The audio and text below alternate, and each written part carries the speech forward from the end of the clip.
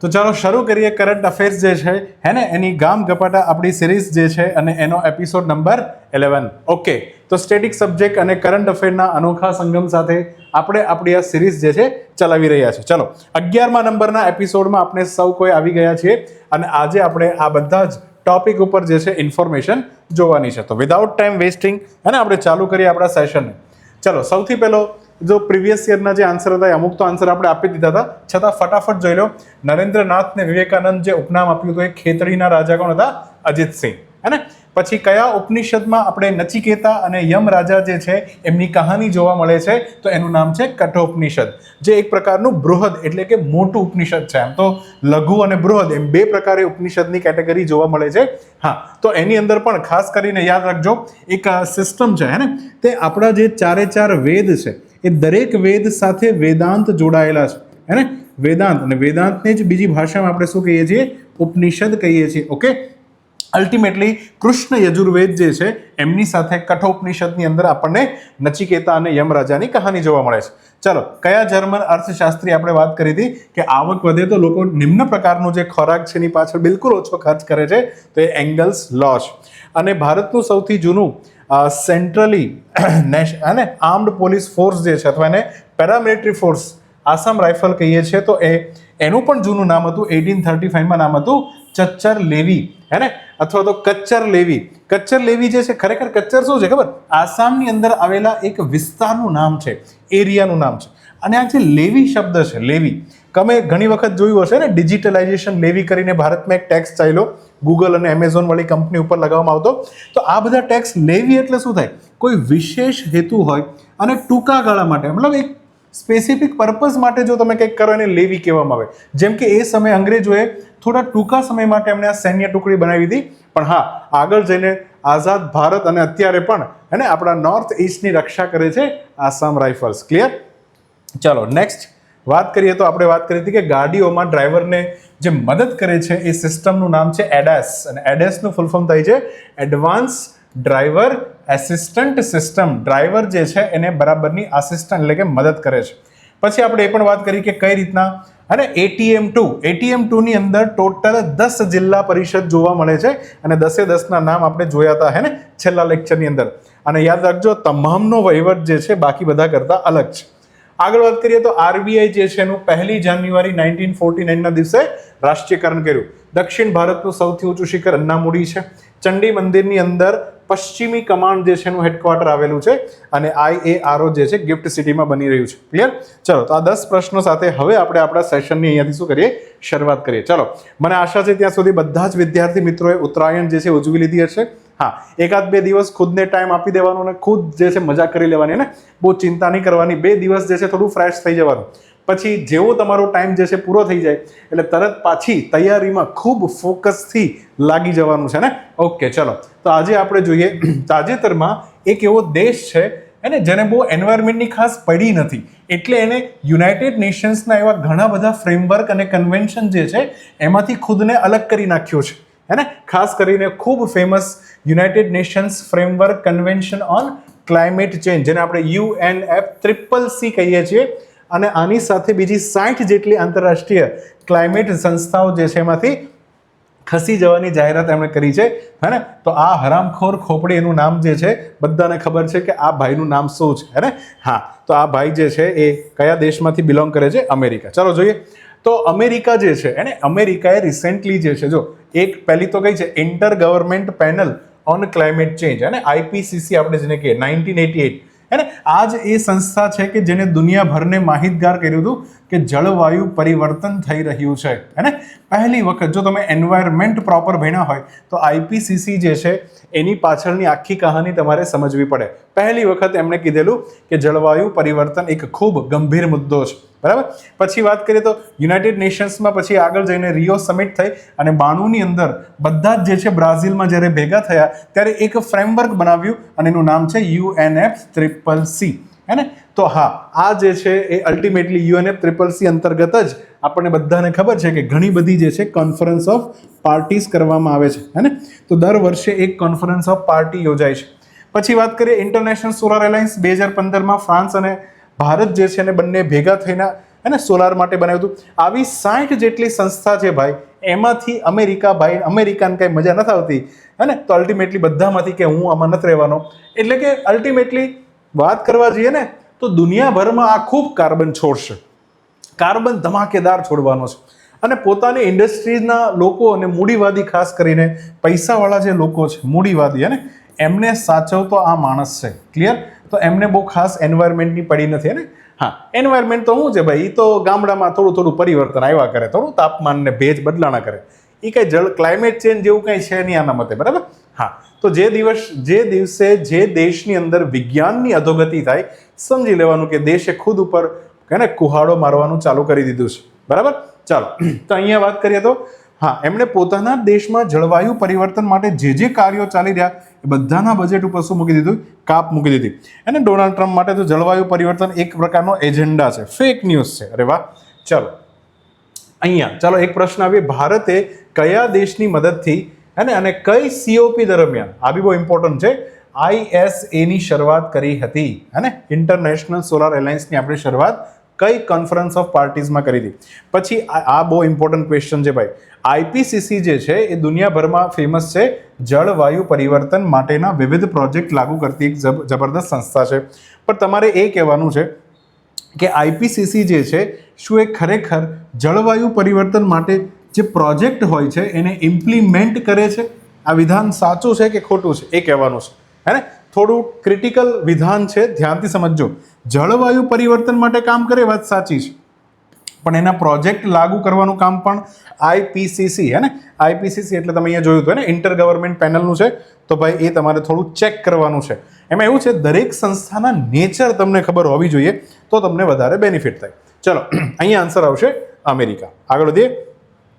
સિયાચિન ગ્લેશિયરની ઉત્તર દિશામાં, અચ્છા, અહીંયા આપણું જબરદસ્ત સિયાચિન ગ્લેશિયર છે, એની ઉત્તર દિશામાં કયા પ્રદેશ જે છે કે જેને ભારતે તેના કેન્દ્ર શાસિત પ્રદેશ લદ્દાખનો અભિન્ન ભાગ ગણાવ્યો છે, અને 63ના ચાઇના પાકિસ્તાન બોર્ડર એગ્રીમેન્ટ જે છે એની સામે ભારતે એક પ્રકારે વાંધો ઉઠાવ્યો છે. તો એના કેન્દ્ર સ્થાનમાં કઈ જગ્યા છે? 4માંથી, હે ને? તમારે 4માંથી આન્સર આપવાનો છે. ચાલો, તો ઇન્ટરેસ્ટિંગ વસ્તુ જો, એ સમયે મતલબ તમને બધાને ખબર છે કે 1962માં હે ને ઇન્ડો ચાઇના જે છે વોર થઈ હતી. આ વોર જે છે હે ને, ઇન્ડો ચાઇના જે વોર છે એ દરમિયાન હે ને, એ દરમિયાન બધાને ખબર છે કે આટલો આ જે ભાગ છે અક્સાઈ ચીન જે છે એ ચાઇનાના કંટ્રોલમાં આવી ગયો હતો. હવે એ સમયે થયું કે એવું, ધ્યાનથી સમજજો.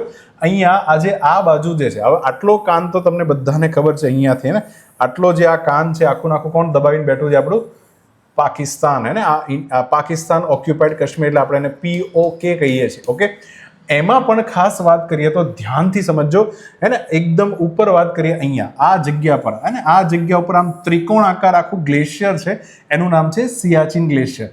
હવે આજે હું જે માર્કઆઉટ એરિયા કરું ને, હા, આ એરિયા જે છે ખરેખર પાકિસ્તાન પાસે હતો, પણ એને ખબર પડી કે બાજુમાં એનો દોસ્તાર ચાઇના આવી ગયું છે, તો એણે આ એરિયા જે છે ચાઇનાને આપી દીધો. ત્યારથી તમે ધ્યાનથી જુઓ ને, અહીંયા ધ્યાનથી જોજો તો આ જગ્યા જે છે અને આ જગ્યા બંનેનો કલર સરખો છે, કારણ કે આ બંને ચાઇનાની જગ્યા છે, હે ને? તો આ સક્ષગામ જે છે, સક્ષગામ વેલી જે છે એ અલ્ટિમેટલી 1963માં હે ને આ પાકિસ્તાને જે છે એ ચાઇનાને આપી દીધું, અને એ જ આ બોર્ડરનો એગ્રીમેન્ટ હતો. તો પાકિસ્તાને શું કર્યું? પોતાની સક્ષગામ ખીણ જે છે, જે POKમાં હતું, એમાંથી કોને આપી દીધું હતું? ચાઇનાને. અને એટલા માટે સક્ષગામ ખીણ ઉપર કોનો કબજો છે વર્તમાનમાં? ચાઇનાનો કબજો જમાવીને બેઠો છે બધું ભારતનું, પણ અલ્ટિમેટલી આ લોકોએ આપણી જગ્યા ઉપર શું જમાવ્યો છે? કબજો. ચલો, કબજો તો જમાયો, પણ ત્યાં જે છે એક પ્રોજેક્ટ પણ લાગુ કર્યો છે, એનું નામ છે ચાઇના પાકિસ્તાન ઇકોનોમિક કોરિડોર, હે ને? China Pakistan economic corridor. ચાલો, તો આ કોરિડોર કોને કહેવાય? એક સ્પેશિયલ ડેડિકેટેડ રસ્તો જે છે એ અલ્ટિમેટલી તમે કોઈ ખાસ પર્પઝ માટે કોઈ રસ્તો બનાવો તો એને કહેવાય છે કોરિડોર. તો અહીંયા ચાઇના અને પાકિસ્તાનમાંથી મતલબ એ અલ્ટિમેટલી એક રસ્તો નીકળવાનો છે, અને સક્ષગામ ખીણમાંથી નીકળવાનો છે. તો ભારતે અલ્ટિમેટલી જે છે એની પર શું થયો છે? વાંધો. ભારતે કીધું કે 1963નો જે તમારો એગ્રીમેન્ટ છે પોતે જ ઇનવેલિડ છે, કારણ કે આખી જગ્યા જે છે અને કાશ્મીર જે છે, આખી જગ્યા જે છે અલ્ટિમેટલી અમારી છે, અને હવે આટલો ભાગ જે છે POK લઈ જાય, હે ને, એટલે પાકિસ્તાન લઈ જાય, આટલો ભાગ જે છે ચાઇના લઈ જાય, અને પછી આટલો ભાગ જે છે હે ને પાકિસ્તાન જે છે અલ્ટિમેટલી ચાઇના આપી દે, થોડું ચાલે. બધો જ એરિયા અમારો છે.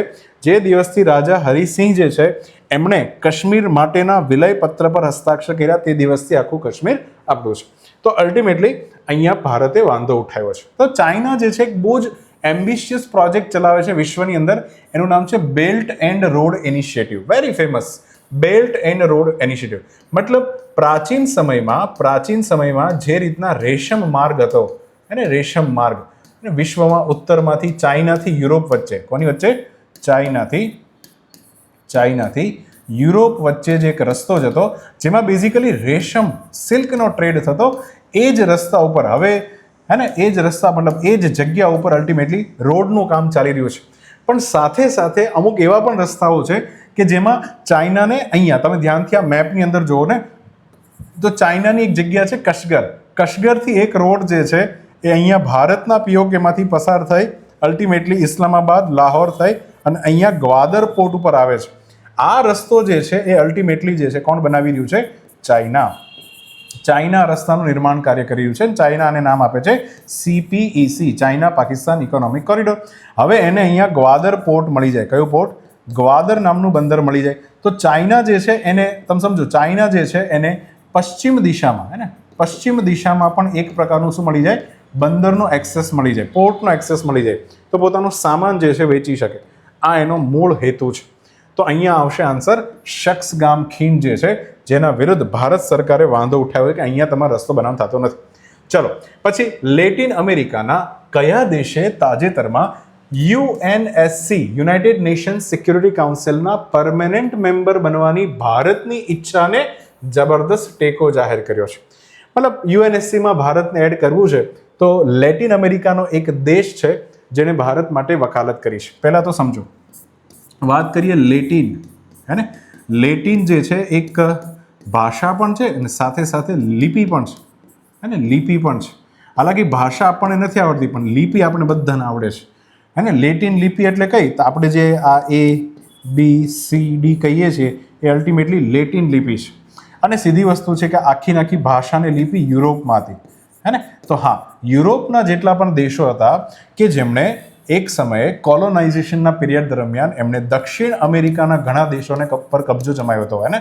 હા, દક્ષિણ અમેરિકાના, જેમ કે પેરુ છે, બ્રાઝિલ છે, પેરાગ્વે, આર્જેન્ટિના, ચીલી, ઉરુગ્વે, આ બધા ઉપર જે છે આપણે કેમ ભારત ગુલામ હતું, એમ આ બધા દેશો પણ શું હતા? યુરોપના ગુલામ હતા. ફોર એક્ઝામ્પલ તમે ચેક કરો ને કે બ્રાઝિલ જે છે એની આધિકારિક ઓફિશિયલ લેંગ્વેજ કઈ છે? તો તમને આન્સર આવશે પોર્ટુગીઝ. અને અહીંયા બધા લોકો જે છે પોર્ટુગીઝ નામની ભાષા બોલે છે. એટલે ભાઈ પોર્ટુગલ તો ત્યાં છે, હા, પણ કારણ કે આને કોલોનાઇઝ કરવામાં આવ્યું હતું ત્યારથી લેંગ્વેજ આ થઈ ગઈ છે. તો એ રીતના તમે ધ્યાનથી સમજો કે આટલા આખા વિસ્તારને લેટિન અમેરિકા પણ કહેવાય છે. શું કહેવાય છે? લેટિન અમેરિકા ખંડ કહેવાય, એની સ્ક્રિપ્ટને કારણે. ચલો, તો મૂળ લોકો તો ક્યાંય ખોવાઈ ગયા છે. એમાંથી જ એક દેશ છે, એનું નામ છે ચીલી, હે ને. હા, ચીલી જે છે એને ભારતને ટેકો આપ્યો છે. ભારતમાં યુનાઇટેડ નેશન્સ સિક્યુરિટી કાઉન્સિલ જે છે, ભારત એનું પરમેનન્ટ મેમ્બર હોવું જોઈએ. એમણે ચીલીએ એ પણ કીધું કે અલ્ટિમેટલી યુએનમાં સુધારાની ખૂબ જરૂર છે. UNSCમાં એને 15 સભ્યો હોય, યુનાઇટેડ નેશન્સ સિક્યુરિટી કાઉન્સિલ બધાને ખબર હોવી જોઈએ, હે ને. અલ્ટિમેટલી જ્યારે 1945માં હે ને જાપાન ઉપર 2 બોમ્બ ફેંકાણા, ત્યારથી લીગ ઓફ નેશન નામની જે પહેલા વિશ્વયુદ્ધવાળી સંસ્થા હતી એનું નામકરણ બદલીને બીજા વિશ્વયુદ્ધ બાદ જે છે એનું નામ શું પાડી દીધું? United Nations. અને નક્કી કર્યું વિશ્વની અંદર કે આ વિશ્વની અંદર યુદ્ધો જે છે એ બિલકુલ ઓછા થઈ જવા જોઈએ, ને. અને યુદ્ધ દ્વારા કોઈ સમાધાન નથી લાવવાનું, વાતચીત દ્વારા સમાધાન લાવવાનું છે, હે ને. અને વાતચીત ક્યાં કરવાની? તો યુનાઇટેડ નેશન્સ સિક્યુરિટી કાઉન્સિલમાં કરવાની. એટલે કે એવી પરિષદ હશે કે જેનો નિર્ણય જે છે એ બધા ઉપર બાધ્યકારી રહેશે.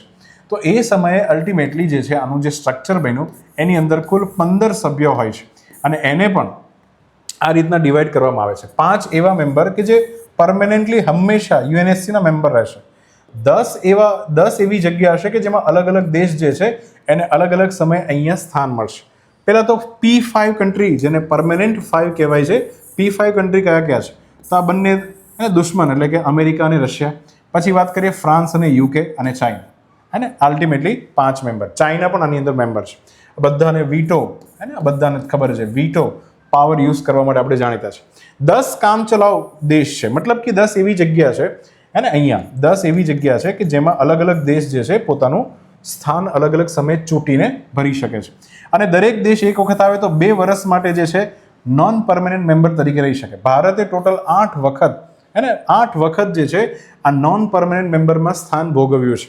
છેલ્લે વાત કરીએ તો 2021-22ની અંદર ભારત જે છે આ 10 સભ્યોમાંથી એક હતું. જો કે ભારતને આમાં નાખવાની જરૂર છે એવું ચીલીનું માનવું છે, કારણ કે આ P5 દેશો પાસે છે ને વીટો પાવર છે. અને એને પહેલાં સમજીએ, તમે ધ્યાનથી સમજો. યુએનએસસી જે છે, યુનાઇટેડ નેશન સિક્યુરિટી કાઉન્સિલ છે, એમાં વોટિંગ કઈ રીતના થાય.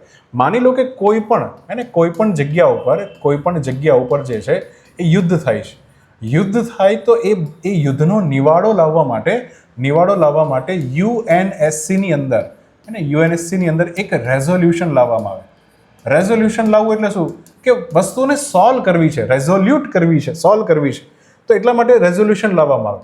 રેઝોલ્યુશન ઉપર છે ને ડિસ્કશન કરવાનું હોય. શું કરવાનું હોય? ડિસ્કશન. અને એમાંથી પછી એક પ્લાન બનાવવાનો કે કઈ રીતના બે દેશના ઝઘડા જે છે આપણે ઓછા કરી શકીએ. અને પછી આ પ્લાન જે છે જો એ પાસ થઈ જાય તો અલ્ટિમેટલી જે છે એ પ્લાન પ્રમાણે જે બે દેશ જે સામે ઝપાઝપી પર ઉતરી આવ્યા છે એને આ રેઝોલ્યુશન પ્રમાણે કાર્ય કરવાનું, આવું કંઈક યુનાઇટેડ નેશન્સ સંસ્થાની અંદર યુએનએસસી કામ કરે છે. હવે કેવી વાત છે, 2 પ્રકારની ચર્ચા થાય. માની લો કે કોઈ યુદ્ધ બુદ્ધ નથી, બસ સામાન્ય કોઈ ચર્ચા કરવાની, સામાન્ય બાબતની ચર્ચા કરવાની છે. અને ક્યારેક બહુ જ મહત્વપૂર્ણ બાબત આવી જાય. ફોર એક્ઝામ્પલ, હમણાં જ જે છે ઈરાનની અંદર લોચો થયો છે, હે ને. ઈરાનની અંદર એક પ્રકારે મિલિટરી કૂપ જે છે એ સાથે સાથે જનતા કૂપ જે છે, હે ને, કે જનતા ભેગી થઈને સરકારને ઉથલાવવા માંગે છે, હે ને. તો અહીંયા વાત એ છે કે એકદમ સબસ્ટેન્ટિવ મેટર કહેવાય, મહત્વપૂર્ણ બાબત કહેવાય. હવે જો સામાન્ય બાબતની ચર્ચા હોય તો એની અંદર કઈ રીતના વોટિંગ કરવામાં આવે એ સમજો. એનું રેઝોલ્યુશન ત્યારે લાવવામાં આવે તો એમાં એ રેઝોલ્યુશન પાસ કરવા માટે મિનિમમ જે છે 9 વોટની જરૂર પડે. જો એ 9 વોટ મળી જાય, કારણ કે ટોટલ કેટલા મેમ્બર છે? 15 મેમ્બર છે. 15માંથી ખાલી 9 જણા આ પાડી દે તો એ રેઝોલ્યુશન જે છે પાસ થઈ જાય. એ પ્રમાણે જે સુધારા કરવાના હોય થવા લાગે. ખ્યાલ આવ્યો? તો પણ એ કેવી બાબત છે? સામાન્ય બાબત. અને આની અંદર આ 15માંથી 5 તો વીટો છે ને, પણ એ 5 વીટો પાવર લગાવશે તો પણ એમનું કંઈ ચાલશે નહીં, કારણ કે આમાં વીટોનો ઓપ્શન જ નથી. વીટો નામનું બટન જ બંધ છે. તો મતલબ તમે સમજો, સામાન્ય બાબતની ચર્ચામાં જે છે બાકીના દેશો બધા ભેગા થઈ જાય, કારણ કે બાકી તો તમે સમજો 5 + 10 છે ને, તો 10માંથી ખાલી 9 મેમ્બર બી ભેગા થઈ જાય, હે ને, તો અલ્ટિમેટલી સામાન્ય બાબત ઉપર ચર્ચા થઈ શકે. એટલે કે આમાં કહી શકો કે પરમેનન્ટ મેમ્બર જે છે આમાં કંઈ ઉખાડી ન શકે. પણ ઓબ્વિયસ વાત છે કે સામાન્ય બાબતની ચર્ચામાં વાત પણ એવું કે લેવાની હોય, બધો ખેલ અહીંયા હોય મહત્વપૂર્ણ ચર્ચામાં. પણ આમાં પણ જો મિનિમમ તો 9 વોટ જોશે રેઝોલ્યુશન પાસ કરવા માટે, હે ને. બટ આની અંદર વીટો પાવર હોય, હે ને. તો માની લો કે કોઈ રેઝોલ્યુશન જે છે યુએનએસસીની અંદર આવ્યું. હવે આની અંદર જે છે ટોટલ 15 મેમ્બરોને વોટિંગ કરવાનું કીધું. હવે આની અંદર માની લો કે 10 જણા એમ કીધું કે આ રેઝોલ્યુશન અમને મંજૂર છે, હે ને. પણ એમાંથી એક જણો એવો છે કે જે પેલા 5 પરમેનન્ટ મેમ્બરમાંથી એક છે અને એને પાડી દીધી ના. તો જેવી ના પાડી તો આખું રેઝોલ્યુશન એને ફાડીને ફેંકી દેવાનું. પ્રેમ જ. તો વાત એવી છે કે આ P5 દેશ જે છે વારે શું લગાવે છે? વીટો લગાવે. તો રેઝોલ્યુશન આવતા જ નથી. રેઝોલ્યુશન નહીં આવે તો યુદ્ધ ઓછા નહીં થાય. ભાઈ મૂળ બાબત જ એ હતી ને કે હિરોશિમા અને નાગાસાકી પર જે દિવસથી બોમ્બ ફેંકાણા છે એ દિવસથી દુનિયામાં તારાજી ઓછી થાય અને ખુવારી ઓછી થાય, એના માટે જ તો અલ્ટિમેટલી આ ખેલ કર્યો હતો. પણ હવે એવું કહેવાય છે કે યુનાઇટેડ નેશન્સની કોઈ એટલી મહત્વતા નથી રહી, અને ચાલો અહીંયા ચીલીએ આપણને ટેકો જાહેર કર્યો છે. આગળ વધીએ. ભારતીય બંધારણ જે છે એની કઈ અનુચ્છેદ હેઠળ ઉચ્ચ ન્યાયાલય જે છે એના મુખ્ય ન્યાયાધીશ અને અન્ય ન્યાયાધીશ જે હોય એ બંનેની નિમણૂક અને સેવાની શરતો જે છે એ પૂરી પાડવામાં આવી છે. તો કઈ અનુચ્છેદ અંતર્ગત આપણે આવું કરીએ છીએ? ઉચ્ચ ન્યાયાલય એટલે આપણે એને કહી શકીએ હાઈકોર્ટ, હે ને. હાઈકોર્ટ જે છે, હાઈકોર્ટની વાત થઈ રહી છે, એના ચીફ જસ્ટિસ અને અધર જજીસ જે છે એના માટે બંધારણમાં કઈ અનુચ્છેદ છે? બરાબર. ચાલો તમારે કહેવાનું છે. હા, તો વર્તમાનમાં એક ઘટના આવી છે. શું ઘટના આવી છે? એક ન્યાયાધીશ છે, એનું નામ છે મહેશ શરદચંદ્ર સોનાકે, જે અત્યારે ઝારખંડ હાઈકોર્ટના ચીફ જસ્ટિસ બન્યા છે, એને મુખ્ય ન્યાયાધીશ બન્યા છે. હા, અને એને શપથ લેવડાવનાર, બધાને ખબર હોવી જોઈએ કે આપણા હાઈકોર્ટના ચીફ જસ્ટિસને શપથ લેવડાવે છે એ જ રાજ્યના રાજ્યપાલ. તો ઝારખંડના રાજ્યપાલનું નામ છે સંતોષ ગંગવાર, જેમણે એમને શપથ લેવડાવ્યો. અને અલ્ટિમેટલી આ મહેશચંદ્ર સોનાકે જે છે એની નિમણૂક માટે જે નામ સજેસ્ટ કરવાનું, નામ કોણ સજેસ્ટ કરે? તો સુપ્રીમ કોર્ટ જે છે એનું કોલેજિયમ, હે ને સુપ્રીમ કોર્ટના કોલેજિયમમાં જે સુપ્રીમ કોર્ટના જજો હોય એમની ભલામણોને આધારે અલ્ટિમેટલી નામ નક્કી થાય છે. અને આને એવું કહેવાય છે કે જજો જ જજોની નિમણૂક કરે છે. હે ને જજો જ જજોની શું કરે છે? નિમણૂક કરે છે. ખ્યાલ આવ્યો? આમ તો જોવા જઈએ ને તો આ શક્તિના વિભાજનના સિદ્ધાંતની વિરુદ્ધ છે. હે ને શક્તિના વિભાજનના સિદ્ધાંતની કેવું છે? વિરુદ્ધ છે. બધાને ખબર હોવી જોઈએ શક્તિનું 3 જગ્યા પર શું થયું છે? વિભાજન થયું છે. હા, તો શક્તિ જે છે ભારતમાં કોઈ પણ દેશ ચલાવવાની શક્તિ અલ્ટિમેટલી 3 ભાગમાં વિભાજિત હોય: લેજિસ્લેટિવ, એક્ઝિક્યુટિવ અને જ્યુડિશરી. અને જેણે મારા બંધારણના લેક્ચર જોયા હોય એને ખ્યાલ જ હોય કે આ ભાઈ બ્રહ્મા છે, આ વિષ્ણુ છે અને આ મહેશ છે. તો મહેશ દાદામાં મહેશ દાદા જ બધા અંદર ભેગા થઈને નક્કી કરી નાખે છે. આવું ખરેખર ન હોવું જોઈએ. હે ને જ્યુડિશરીની અંદર એક્ઝિક્યુટિવનો પણ રોલ હોવો જોઈએ, આવું માનવું છે. તો એમ કહેવાય છે કે બધાની અંદર આની અંદર એકબીજા ઉપર એમ કહે ને ચેક એન્ડ બેલેન્સનો સિદ્ધાંત આની પર લાગુ થાય છે, પણ આવું નથી. હે ને હા, તો આ રીતના ભાઈ અને શપથ ખાલી ઝારખંડના રાજ્યપાલ એટલે કે વિષ્ણુ ભગવાન લે, બાકી ભલામણ તો અલ્ટિમેટલી નામની કોની આવે છે? કોલેજિયમ તરફથી. અચ્છા, નિમણૂક પત્ર પાછું કોણ આપશે? રાષ્ટ્રપતિ આપશે. હા, તો અહીંયા એક ક્વેશ્ચન તમારી સામે. ચાલો, હાઈકોર્ટના જજ હોય, હે ને હાઈકોર્ટના જજ યાદ રાખજો, એમનું પેન્શન જે છે કયા ફંડ ઉપર ભારિત છે? પેન્શન શબ્દ છે અને કયા ફંડ? ફંડ એટલે તમને ખબર ને રાજકોષ, જેમ આપણે ખાસ કરીને કહીએ છીએ સંચિત નિધિ. કઈ નિધિ? સંચિત નિધિ. તો 2 પ્રકારની સંચિત નિધિ હોય છે ને, કેન્દ્ર અને રાજ્ય. કેન્દ્ર અને રાજ્યની સંચિત નિધિ. તેમાંથી કોની ઉપર જે છે અલ્ટિમેટલી આ હાઈકોર્ટના જજોનું પેન્શન ખેંચવામાં આવે છે? અને એ જ હાઈકોર્ટના જો મુખ્ય ન્યાયાધીશ હોય, હે ને, તો એનું પેન્શન જે છે કયા ફંડ ઉપર ભારિત ખર્ચ તરીકે ગણવામાં આવે છે? હા, ભારિત ખર્ચ ખબર ને? એ ભારિત ખર્ચ એટલે એક પ્રકારનો એવો ખર્ચ કે તમારે એની ઉપર વોટિંગ ના થઈ શકે, તમારે પૈસા એમાંથી અલગ કાઢી જ મૂકવાના. પણ એમ જ. હા, તો આ રીતના ભાઈ આ બંને જજ, ખાલી સામાન્ય જજ હોય તો શું અને મુખ્ય જજ હોય તો બંનેમાં તમારે નિધિનો આન્સર આપવાનો છે. કઈ નિધિ આવશે? અહીં આર્ટિકલ આવશે આર્ટિકલ 217. યસ, આર્ટિકલ 217 અંતર્ગત જે છે અને ભારતની અંદર ન્યાયાધીશની નિમણૂક કરવામાં આવે છે. ઓકે, આગળ વધીએ. કઈ જગ્યાના રહેવાસીઓ જે છે એને 24/7 પીવા લાયક નળનું પાણી પૂરું પાડનાર ભારતનું પ્રથમ શહેર જે છે બન્યું છે? કયું શહેર? તમે વિચારો, ભારત આઝાદ થયો કેટલા વર્ષો થયા અને ભારત જેવો વિશાળ પૃષ્ઠભૂમિ ધરાવતો દેશ, એમાં પહેલી વખત એક શહેર એવું બન્યું છે કે 24/7 હવે તમે આ ટેપ ચાલુ કરશો અને આમાંથી જે પાણી આવશે એ સીધું પીવાલાયક રહેશે. તો એવું ભારતનું પ્રથમ શહેર કયું બન્યું છે? થોડી શરમની વાત છે, બટ શું કરીએ, ભારત એક બહુ જ મોટો દેશ છે, હે ને. અને અહીંયા પોલિટિક્સ એ લેવલનું છે કે લોકોને ચૂંટણીની અંદર મુદ્દાઓમાં ધર્મ વધારે દેખાય છે. ચલો, તો અહીંયા વાત કરીએ તો ઓડિશાની અંદર, હે ને, પુરી ભારતનું પ્રથમ શહેર બન્યું છે કે જેમાં 24/7 શુદ્ધ પાણી આવશે. અને આ પાણી પર બ્યુરો ઓફ ઇન્ડિયન સ્ટાન્ડર્ડ્સના માનાંક મુજબ હશે. આ તો બ્યુરો ઓફ ઇન્ડિયન સ્ટાન્ડર્ડ્સનો એક માનાંક છે IS 10,500, અને જે બેઝિકલી પીવા લાયક પાણી માટે છે કે ક્યારે કોઈ પાણી પીવા લાયક કહેવાય એનો આ માનાંક છે. અને માનાંકમાં કયા કયા માનાંક છે? તો પહેલો તો સ્પષ્ટ રૂપે BIS માને છે કે રંગ, તમે પાણીને જુઓ તો સ્પષ્ટ રીતે દેખાવો જોઈએ નહીં. કોઈ રંગ દેખાય છે તો પાણી અશુદ્ધ જ છે. પાણીની pH વેલ્યુ જે છે 6.5 થી 8.5ની વચ્ચે રહેવી જોઈએ. એટલે કે બેઝિકલી એને 7 જે શુદ્ધ પાણીની pH હોય છે એની આસપાસ ક્યાંક તમારે રાખવાની છે. બરાબર? હા, 7 થી વધારે હોય તો પાણી જે છે બેઝિક થઈ જાય, 7 થી ઓછી હોય તો એને પાણીને એસિડિક કહીએ છીએ, અને એસિડિક કહીએ છીએ. ક્લિયર? અને બેઝિકનું બીજું જ નામ છે આલ્કલાઇન. શું નામ છે?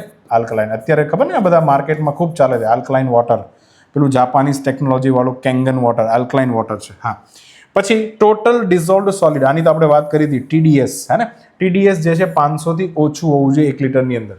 હાર્ડનેસની વાત કરીએ કે પાણી કેટલું કઠોર છે તો અને 1 લિટરની અંદર 200 મિલીગ્રામ કરતાં ઓછું હોવું જોઈએ. ખાસ કરીને કેલ્શિયમ કાર્બોનેટના જે ક્ષાર હોય એને એ આના લિમિટમાં રહેવા જોઈએ. Chloride, fluoride, nitrate, iron, arsenic અને લેડ. ખાસ કરીને આર્સેનિક અને લેડની વાત કરીએ તો આ જે છે કાર્સોજેનિક છે, એટલે કે આનાથી અલ્ટિમેટલી જે છે કેન્સર થાય છે. હે ને, જો કે આ બધાની લિમિટ કંઈ યાદ રાખવાની જરૂર નથી. હા, તમે હાર્ડનેસ એક યાદ રાખી શકો, TDS એક ખાસ યાદ રાખવાની, pH વેલ્યુ યાદ રાખવાની.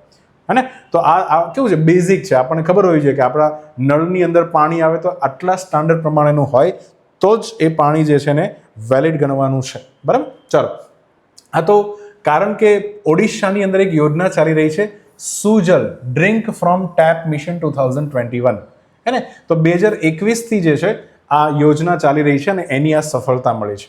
સરકાર દ્વારા જે છે એ આ જે પાણી લોકોના ઘરે પહોંચાડવામાં આવી રહ્યું છે એની અંદર સરકાર આ બધી પ્રક્રિયા કરવાની છે. તેનું એકનું નામ છે સેડિમેન્ટેશન. સેડિમેન્ટેશન એટલે જે આપણા નદીના પાણીની અંદર જે કાંપ હોય, હે ને, એ કાંપને દૂર કરશે. સેડિમેન્ટેશન કરશે એટલે કાંપને દૂર કરી નાખશે. પછી પાણીને અલગ અલગ ફિલ્ટરેશન પ્રોસેસમાંથી કાઢવામાં આવશે. પછી પાણીની અંદર ઓઝોનેશનની પ્રોસેસ થાય.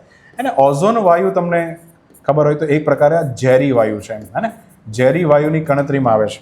અને આ એટલો બધો ઝેરી છે કે જો આની અંદરથી પાણી પસાર કરવામાં આવે તો ઘણા બધા બેક્ટેરિયા, વાયરસ છે, મેંગેનીઝ એની સાથે પ્રક્રિયા કરીને નીકળી જાય, હાઇડ્રોજન સલ્ફાઇડ અને ઓઝોન પ્રક્રિયા કરીને નીકળી જાય અને આયરન પણ નીકળી જાય. તો ઓઝોનેશન પ્રોસેસ સારી પ્રોસેસ છે, પાણીમાંથી આ બધાનું લેવલ જે છે ઓછું કરી નાખે. પછી વાત કરીએ ક્લોરિનેશન, હે ને. ક્લોરિનેશનની પ્રક્રિયામાં એક પ્રકારે તમે જો ક્લોરિન ગેસ છે અને આ ગેસ જે છે એને એમાંથી અલ્ટિમેટલી પાણી પસાર કરે. અહીંયાથી આ પાણી જાય તો અહીંયાથી પાણી જ્યારે પસાર થાય તો આ ક્લોરિનેટેડ વોટર હોય અને આની અંદર પણ ઘણા બધા બેક્ટેરિયા અને વાયરસ જે છે ઓછા થઈ જાય. હવે આપણા નીતિ આયોગે એવું કીધું છે કે ભારતમાં બહુ સારી વસ્તુ છે આમ તો, કે ટેપમાંથી પાણી આપણે ડાયરેક્ટ પી. બાકી ફોરેનના દેશોમાં તો તમે જાણો જ છો કે કોઈ પણ યુરોપના દેશમાં જાઓ તમે આજે તો ટેપ પરથી સીધું પાણી લોકો પી લે છે. કોઈના ઘરે એર પ્યુરિફાયર નથી હોતા. નીતિ આયોગે એવું કીધું કે શહેરની અંદર કારણ કે પાણીની ખરાબ ગુણવત્તા છે તો એ ખબર કેટલા પડે, ખબર એટલા માટે પડે કે દરેક શહેરની અંદર એ લોકો છે ને વોટર પ્યોરિફાયરનો સેલનો આંકડો માપે, કેટલા વેચાણા, એના પરથી આઈડિયા આવી. જેટલા વધારે વેચાયેલું સમજી લેવાનું પાણી શું છે ખરાબ છે. અને આના માટે એક અર્થશાસ્ત્રીએ ખૂબ સરસ વાત કરી, આપણે એને જોઈએ ને. એક અર્થશાસ્ત્રી ફ્રેન્ચ ઇકોનોમિસ્ટ છે, ખૂબ સરસ એનું નામ છે, અને ફ્રેડરિક બેસ્ટિએટ. એમણે એક થિયરી આપી હતી બહુ જ પ્રખ્યાત, જેને કહેવાય છે બ્રોકન વિન્ડો થિયરી, તૂટેલી બારણીની થિયરી. શું છે સમજો. માની લો કે એક દુકાન છે, હે ને, એ દુકાનની અંદર કોઈ બારી છે ને બારીનો કાચ તૂટી ગયો.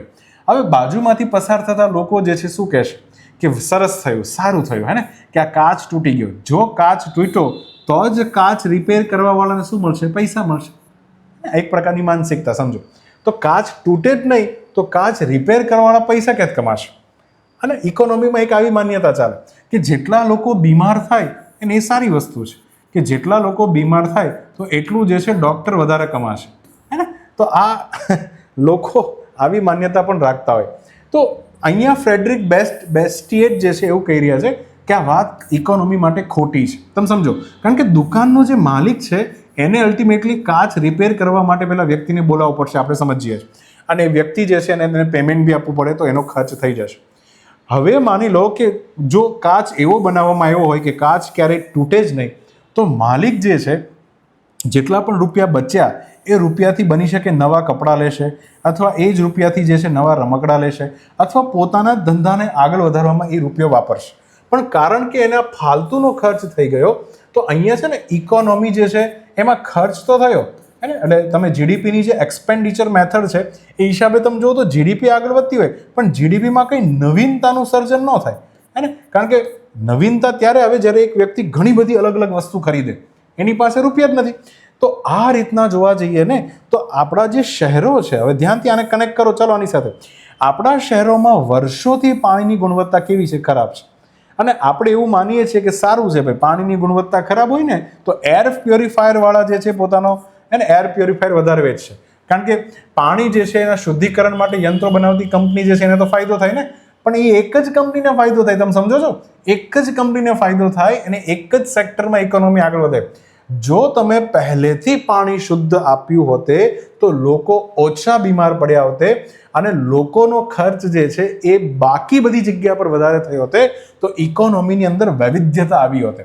અર્થવ્યવસ્થાને તો ખરેખર આ જગ્યા પર નુકસાન થાય, હે ને. તો નવીન કાંઈ સર્જન થાય નહીં તો આ જે છે અર્થવ્યવસ્થા માટે ખૂબ ખરાબ બાબત છે. તો આને કહેવાય છે બ્રોકન વિન્ડો થિયરી. મેઇન્સમાં લખવા માટે ખૂબ અગત્યની છે, એને એક ફ્રેન્ચ અર્થશાસ્ત્રીએ આ વાત કીધી. તો એને તમે અહીંયા પણ સમજી શકો છો, બરાબર સમજો, હે ને, કે પાણીની ગુણવત્તા. તમે વિચારો બધા જ શહેરોમાં આવું પાણી આવવાનું થઈ જાય ને તો કેટલા બધા લોકો બીમાર પડતા ઓછા થઈ જાય. અને આ જે બીમારી પાછળ જે ખર્ચ કરવો પડે છે એના બદલે લોકો ખર્ચ જે છે એ બીજી બધી વસ્તુઓમાં કરશે તો ઇકોનોમી વધારે સારી રીતના ગ્રો થશે, ઘણા નવા ધંધા અને સ્ટાર્ટઅપ ખુલે. ચલો, એક ઐતિહાસિક ઘટના થઈ હતી. વિશ્વમાં એક જગ્યા જે છે હે ને એ જગ્યા 1858માં ત્યાં એક કાંડ થયો. ત્યાં નદી છે, એનું નામ છે થેમ્સ નદી, હે ને. તો થેમ્સ નદી જે છે એમાં વારે વારે શુદ્ધિકરણ વગર પાણી અને ઔદ્યોગિક કચરો જે છે એને છોડવામાં આવી રહ્યો હતો, અને એના કારણે જે છે થયું શું, ગ્રેટ સ્ટિંક, હે ને. સ્ટિંક એટલે ડંખ મારો. શું મારો? ડંખ મારો. સ્ટિંક એટલે થાય ડંખ મારો, બરાબર. તો એક એવી ઘટના બની જેને ઇતિહાસમાં ગ્રેટ સ્ટિંક કહેવાય છે. તમે વિચારો, આજે બધા આટલા બધા ખુદને ડેવલપ્ડ કહેતા દેશો છે, લંડન છે વગેરે વગેરે, અમેરિકા વગેરે, આ બધા લોકોએ પણ એક સમયે ભારત કરતાં પણ બદતર હાલતમાં હતા. આ લોકોની જે નદીઓ છે, જેમ કે આ થેમ્સ નદી છે બધી, અને મિસીપીસી નદી છે, ઘણી બધી નદીઓ એ ખૂબ પ્રદૂષિત હતી. ઇવન આ લોકોનું જે એટમોસ્ફિયર છે એ પણ ખૂબ પ્રદૂષણવાળું હતું. હવે આ લોકો ચોખ્ખા થઈ ગયા છે, અને આ બધો જ વહીવટ ડેવલપિંગ દેશોને આપી દીધો છે, અને ત્રીજા વિશ્વના આપણા જેવા દેશોને આપી દીધો છે. એટલે આપણે અત્યારે પ્રદૂષણનો સામનો કરીએ છીએ. આ બધા લોકો છે ખાલી સર્વિસ પ્રોવાઈડ કરે છે, સેવા આધારિત કામ કરે છે. ઉદ્યોગ જે છે, હે ને, એ બધું જ અલ્ટિમેટલી ત્રીજા વિશ્વના દેશોને આપી દીધું છે. ખ્યાલ આવ્યો? તો એ બધી સારી સારી પ્રોડક્ટ જ બનાવશે. હા, તો કહેવાની વાત એ છે, એક સમય એવું પણ થયું હતું કે આ થેમ્સ નદીમાં એટલું બધું પ્રદૂષણ, એફ્યુલન્ટ છોડવામાં આવ્યું કે આ બધા જીવો જે છે મરી ગયા, અને એવું કહેવાય છે કે પછી 3 વખત એને એ જગ્યા ઉપર જે છે કોલેરા નામનો રોગચાળો ફાટ્યો અને ઘણા લોકો મરી ગયા, બરાબર. તો એક નદીને પ્રદૂષિત કરી તો એની ઇફેક્ટ તમે જુઓ કેટલી મોટી આવે છે. તમારે કહેવાનું છે કે કઈ જગ્યા પર છે. જેને થેમ્સ નદી ઉપરથી ખબર પડી ગઈ એને તો આન્સર આવડી જ જશે, બરાબર. ચાલો, તો અહીંયા આન્સર આવશે પુરી, હે ને. જય જગન્નાથ. આગળ વધીએ. મહત્વપૂર્ણ ખનિજ પુરવઠા, મિનરલ્સનો જે સપ્લાય છે એની સપ્લાય ચેઇન શૃંખલા જે છે એને સુરક્ષિત રાખવા અંગે ચર્ચા કરવી હતી. કોને ચર્ચા કરવી હતી? તો આજે G7 નામનું આર્થિક ગ્રુપ છે એમના ફાઇનાન્સ મિનિસ્ટરોને ચર્ચા કરવી હતી. તો એના માટેની બેઠક જે છે એ અલ્ટિમેટલી કયા શહેરમાં યોજાવા જઈ રહી છે, અને તો આ બધા જ લોકો જે છે એક જગ્યા પર ભેગા થયા છે, કારણ કે ચાઇના એ બધાને ભેગા કરવા માટે મજબૂર કરી દીધા છે. ચાલો, આ 4માંથી કઈ જગ્યાએ ભેગા થયા કહેવાનું. આ તો તાજેતરમાં જે છે અમેરિકાએ ભારત અને ઓસ્ટ્રેલિયા આ બંને દેશને આમંત્રણ આપ્યું કે તમે બંને જે છે G7ની અમારી ફાઇનાન્સ મિનિસ્ટરની બેઠકમાં આવો, અને આપણે બધા ભેગા થઈએ વોશિંગ્ટન ડીસી, USA. ડીસીનું ફૂલ ફોર્મ શું થાય? ડિસ્ટ્રિક્ટ ઓફ કોલંબિયા, અને ડિસ્ટ્રિક્ટ ઓફ કોલંબિયા. આ કોલંબિયા શબ્દ તમને ખબર હોવી જોઈએ, ક્રિસ્ટોફર કોલંબસ પરથી પડ્યો છે. અચ્છા, હવે આ મીટિંગનો હેતુ શું હતો? ચીન, જેની પર ખનિજ બાબતે વધુ પડતી લોકોની નિર્ભરતા છે, ઓછી કરવી છે. એક અહેવાલ છે આંતરરાષ્ટ્રીય ઉર્જા એજન્સીનો, તમે ધ્યાનથી આનો ડેટા યુઝ કરી શકો કે ચાઇના 47થી લઈ 87% સુધી રિફાઇનિંગની જે પ્રોસેસ છે, શુદ્ધિકરણની પ્રોસેસ, આ બધી વસ્તુમાં તમે સમજો ને, આ બધી જ વસ્તુ અલ્ટિમેટલી તમે તાંબુ, લિથિયમ, કોબાલ્ટ, ગ્રેફાઇટ કે પછી આ રેર અર્થ મિનરલ જે છે, આ બધા જે જમીનમાંથી મળે એ કાચી ધાતુ સ્વરૂપે મળે, અને કાચી ધાતુ જે છે તેનું શું કરવું પડે? શુદ્ધિકરણ કરવું પડે. સમજ પડી? તો ચાઇના જે છે અલ્ટિમેટલી 47થી 87% અલગ અલગ શુદ્ધિકરણની પ્રક્રિયામાં ઇન્વોલ્વ છે. ક્યારે ઇન્વોલ્વ હોય? જ્યારે એમની પાસે ખૂબ શું હોય? તત્વો હોય. સમજ પડી? તો અહીંયા એટલા માટે બધા ભેગા થયા છે. G7 જે છે એના સભ્ય દેશોને યાદ રાખવાની ભાઈ એક ટ્રીક સમજી લેજો, ને બરાબર. ઓકે, તો ગર્લફ્રેન્ડને તમારે લંડનમાં શું પીવડાવવાનું છે? જ્યુસ પીવડાવવાનું છે. યાદ રહીએ, ગર્લફ્રેન્ડ GF, તો કે જર્મની અને ફ્રાન્સ, એને લંડનમાં એટલે કે યુકેમાં શું પીવડાવવાનું છે? જ્યુસ, બરાબર. હા, જ્યુસમાં પાછો ઈ નથી લેવાનો, એટલું યાદ રાખી શકાય ને. હા, લેવો હોય તો લઈ શકાય. અચ્છા, હા, લઈ શકાય, તમે સમજો. પણ એને સમજતા પહેલા અહીંયા તમારે ધ્યાનથી વિચારવાનું. જ્યુસમાં પાછળ તમે સ્પેલિંગમાં ઈ લખી શકો, કારણ કે E ફોર આવશે EU. EU પણ હવે G7નો ભાગ છે, પણ એ છે ને થોડો વિચિત્ર રીતના ભાગ છે. મતલબ EU એ શું કીધું? યુરોપિયન યુનિયન થાય, ને એણે શું કીધું? હું તમારી તમામ ચર્ચાઓમાં ભાગ લેવા માટે અમારા દેશના લોકો આવશે, પણ તમે જે G7ના જે 7 દેશ અલગ અલગ જગ્યા પર પોતાની જગ્યા પર અધ્યક્ષતા અને એની જે મીટિંગ રાખો છો, કોન્ફરન્સ ઓફ પાર્ટી જેવું રાખો છો, એમાં અમે નહીં હોઈએ. તો અમે અનુક્રમિક અધ્યક્ષતા ક્યારેય નહીં કરીએ. બસ તમારી ચર્ચા જ્યાં પણ હશે અમે બોટમાં બેસીને ઉડીને આવી જશું, બરાબર. તો અલ્ટિમેટલી તમે જુઓ, મેપને બી ધ્યાનથી જુઓ તો ખ્યાલ આવે કે આ જે છે G7 દેશોનો ગ્રુપ છે, અને અહીંયા પણ કારણ કે આ જે જગ્યા છે ને ફ્રાન્સની છે, હે ને. અચ્છા, કમેન્ટ સેક્શનમાં લખજો ફ્રાન્સની આ કઈ જગ્યા છે, અને વેનેઝુએલાની એક્ઝામ બાજુમાં છે. અને જે ગેમર હોય એને તો ખાસ ખબર હશે, કારણ કે ગેમની અંદર વિડીયો ગેમ રમતા હોય ને એમાં તો જગ્યા ખૂબ આવે. ચલો, તો અહીંયા તમને એક કલર અલગ દેખાય છે યુરોપિયન યુનિયનનો, હે ને. હા, યુરોપિયન યુનિયન અલગ. અને એક દેશ જે છે ઈસ્ટમાંથી છે, બાકી બધા વેસ્ટર્ન કન્ટ્રી છે. એક જ દેશ એવો છે એ આપણા પૂર્વમાંથી પ્રતિનિધિત્વ કરે છે, એનું નામ છે જાપાન. તો આ રીતના G7 દેશ છે. EU પણ છે, બટ EUને તમારે કન્ડિશનલ મેમ્બર માનવાનું રહેશે. બરાબર, ચાલો. તો અહીંયા જે છે વોશિંગ્ટન ડીસીની અંદર મિટિંગ યોજાણી. નેક્સ્ટ, કયા ભારતીય મૂળના એવા ગણિતશાસ્ત્ર એટલે મેથેમેટિશિયન છે જેને ઓસ્ટ્રેલિયાનું એક શહેર છે ન્યૂ સાઉથ વેલ્સ, અને ત્યાં બેસ્ટ વૈજ્ઞાનિક જે છે એનો એવોર્ડ આપવામાં આવ્યો છે. સર્વોચ્ચ વિજ્ઞાન સન્માનથી એને સન્માનવામાં આવ્યા છે, અને આવા પહેલા પ્રથમ ગણિતશાસ્ત્રી પણ એ બન્યા છે. તો આ ચારમાંથી કોણ છે? હે ને, પાછું એ ભારતીય મૂળના છે. આ બહુ ઇમ્પોર્ટન્ટ છે ને, ભારતીય મૂળ. ઇન્ડિયન ઓરિજિન વ્યક્તિઓ વિદેશમાં જઈને ખૂબ સારું નામ કમાય છે. હે ને, ખબર નહીં ભારતમાં શું થાય છે, ભારતમાં એને શું થઈ જાય છે. હા, ભારતનું પાણી ખરાબ હશે કદાચ, હે ને. ચાલો, બ્રેઇન ડ્રેઇનનો કોન્સેપ્ટ છે. બરાબર. હા, તો નલિની જોશી નામના એક પ્રોફેસર છે, બેઝિકલી સિડની યુનિવર્સિટીમાં ભણાવે છે, એને પ્રોફેસર છે. હા, તો એ એપ્લાઇડ મેથેમેટિક્સના અધ્યક્ષ છે, અને એમને New South Wales scientist of the year નામનો એ લોકોનો પર્સનલ એવોર્ડ છે, એને વિજેતા બન્યા છે. એપ્લાઇડ મેથેમેટિક્સ કોને કહેવાય? હા, ગણિતની એવી બ્રાન્ચ છે કે જેમાં ગણિતને ખાલી તમારે પેલું કહેવાય ને, ગણિતની અંદર ખાલી દાખલા સો નથી કરવાના. જેમ આવું કર્યા કરે ને, x + y + z = 3, તો x ની વેલ્યુ કેટલી થાય, આવું બધું તમે કર્યા કરો, કારણ કે આની અસલ જીવનમાં કાંઈ વેલ્યુ નથી, આ પરીક્ષા પાસ કરવા સિવાય. પણ અમુક એવી વસ્તુ છે, ફોર એક્ઝામ્પલ આપણે જે ટ્રિગોનોમેટ્રી નામનું ચેપ્ટર છે ને, ત્રિકોણમિતિ આપણે જેને કહીએ છીએ, હે ને, જેની અંદર આપણે અહીંયા અને sine alpha, sine beta, sine gamma, આમ કરીને સામેની બાજુ છેદમાં કર્ણ, પાસેની બાજુ છેદમાં કર્ણ, આજે તમે કરો છો, આનાથી ખરેખર સૂર્ય, પૃથ્વી અને ચંદ્ર વચ્ચેનું અંતર શોધી શકાય. હે ને, તો ચંદ્ર વચ્ચેનું અંતર, આ બધું શોધી શકાય. તો આ જે ગણિત છે આને કહેવાય છે એપ્લાઇડ ગણિત. કેવું ગણિત કે ત્યાં તમે કોઈક જગ્યા પર એપ્લાય તો કરી શકો ને, તો આને કહેવાય એપ્લાઇડ મેથેમેટિક્સ. હે ને, તો નલિની જોશી જે છે આની પર કામ કરે છે. હા, આ તો એકદમ બેઝિક સ્તરનું છે. હવે તો બહુ એડવાન્સ લેવલનું એપ્લાઇડ મેથેમેટિક્સ આવી ગયું છે, કારણ કે દરેક જગ્યા પર ગણિતની રિક્વાયરમેન્ટ હોય છે. ચલો, ભારતના પ્રખ્યાત ગણિતશાસ્ત્રી શ્રીનિવાસ રામાનુજનના જીવનની એક ઘટના. એક વખત રામાનુજન જે છે એ હોસ્પિટલના બેડ ઉપર હતા, અને ત્યારે એમના ખૂબ પ્રખ્યાત મિત્ર એટલે G.H. ગાર્ડી જેને કહીએ છીએ આપણે, આ બંનેની અમર જોડી હતી, અને G.H. ગાર્ડી. તો આ બંને તેમજ G.H. ગાર્ડી જે છે એમની મુલાકાતે માટે જ્યારે હોસ્પિટલે આવ્યા અને રૂમ ખોલીને જોયું તો શ્રીનિવાસ રામાનુજન પોતાના બેડ ઉપર સૂતા હતા. અને ગાર્ડી આવીને તરત એક વાત જે છે રામાનુજનને કહે છે. શું કહે છે? ગાર્ડી કહે છે કે ભાઈ, હું જે ટેક્સીમાં આવ્યો ને, એ ટેક્સીનો આંકડો ખૂબ ખરાબ છે, એમ કરીને આંકડાનું નામ બોલે છે. બરાબર. તો રામાનુજન જે છે એ આંકડો સાંભળી અને તરત જ 80 સેકન્ડમાં એની સાથે જોડાયેલી એક એવી પેટર્ન શોધી કાઢે છે, અને ત્યારથી આ આંકડો જે છે એ ઇતિહાસમાં અમર થઈ ગયો. અને રામાનુજન ગાર્ડી નંબર પણ કહેવામાં આવે છે, અથવા તો એને બીજી ભાષામાં કહીએ તો ટેક્સી કેબ નંબર પણ કહેવામાં આવે છે. તો આપણે ખાલી એટલું કહેવાનું છે કે એ આંકડો કયો હતો, હે ને, જે G.H. ગાર્ડીએ શ્રીનિવાસ રામાનુજનને કીધેલો. હા, એના વિશે આપણે નેક્સ્ટ લેક્ચરમાં તો જરૂરથી ચર્ચા કરશું. ઠીક છે, ઓકે.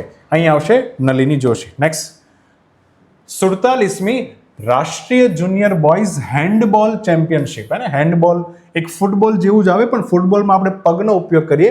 અહીંયા જે છે હેન્ડથી, હે ને, હાથથી બોલ જે છે પાસ કરી અને અલ્ટિમેટલી સામે જે છે જાળી હોય એમાં બોલ જે છે એનો ગોલ કરવાનો હોય. બરાબર.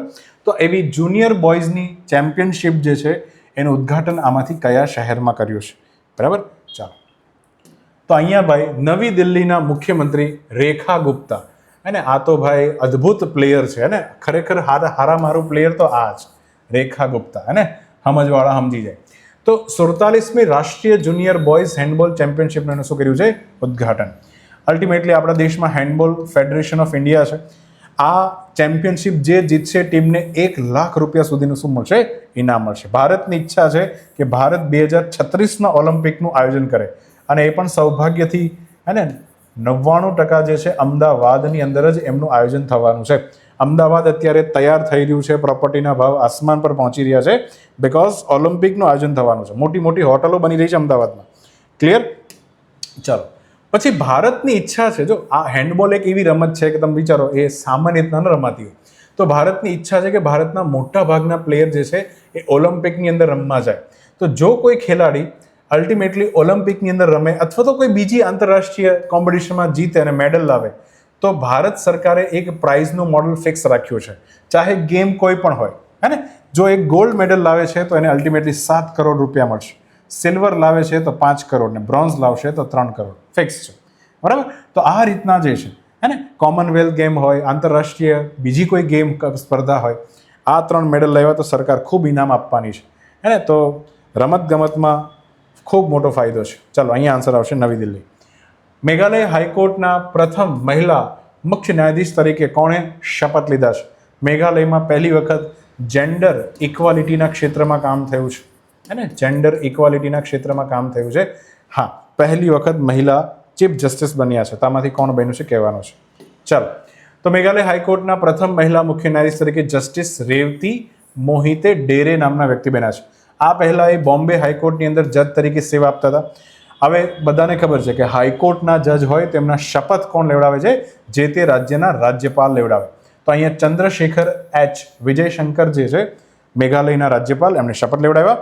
2013થી, હે ને, જ્યારથી ગુવાહાટી આસામની અંદર હાઈકોર્ટ હતી ત્યારે મેઘાલય પણ ત્યાંથી જ પોતાનું જસ્ટિસ મેળવતું હતું, પણ 2013થી ગુવાહાટી હાઈકોર્ટથી અલગ થઈ ગયું અને અલગથી હાઈકોર્ટ કઈ બની હતી?